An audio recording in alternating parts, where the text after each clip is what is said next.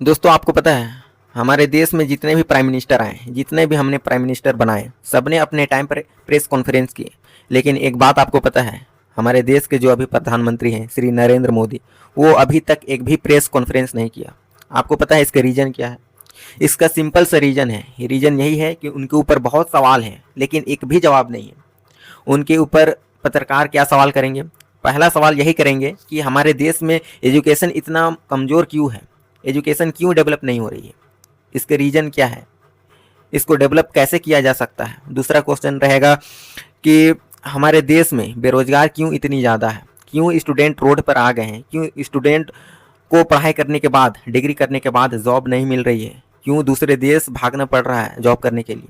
उनके ऊपर सवाल आएगा कि हमारे देश में इतने मिलावट क्यों आ रही है, पेट्रोल इतना महंगा क्यों हो रहा है, डीजल इतना महंगा क्यों हो रहा है, गैस इतना महंगा क्यों हो रहा है। अगर पेट्रोल इतना महंगा हो रहा है उसके बावजूद मिलावट क्यों हो रही है, इथेनॉल क्यों मिलाया जा रहा है। इथेनॉल तो बहुत दूर की बात है दोस्तों, आजकल बहुत से पेट्रोल पंप में पानी मिलाया जा रहा है, आप विश्वास नहीं करेंगे।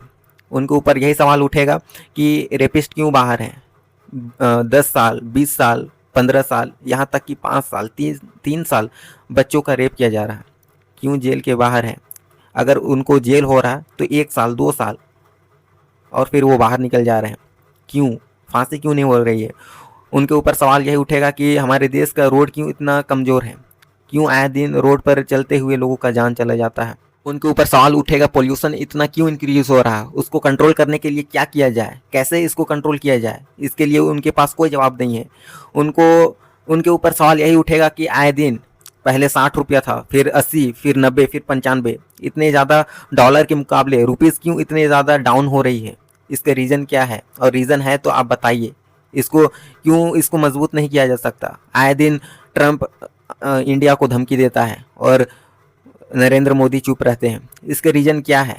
नरेंद्र मोदी इतना चुप क्यों रहते हैं, इतना डरे क्यों रहते हैं। उनके ऊपर सवाल उठेगा कि गरीब लोग आए दिन गरीब क्यों होते जा रहे हैं, उनको रोज़गार क्यों नहीं मिल रहा है, इसके रीज़न क्या है, इसको कंट्रोल कैसे किया जा सकता है। उनके ऊपर सवाल उठेंगे कि गरीब लोगों को पानी नहीं मिल रही है और बहुत से लोगों को पानी मिल रही है तो गंदा पानी पीते ही उसे बीमारी हो जा रहा, इसका रीज़न क्या है, कंट्रोल कैसे किया जा सकता है।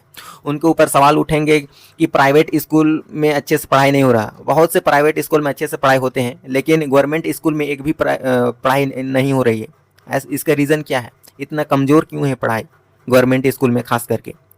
उनके ऊपर सवाल उठेंगे कि बहुत से गरीब गांव में, विलेजेस में अभी तक गवर्नमेंट हॉस्पिटल नहीं बनी है और बहुत से गवर्नमेंट हॉस्पिटल है तो इतना लूज़ क्यों है, इसके रीज़न क्या है।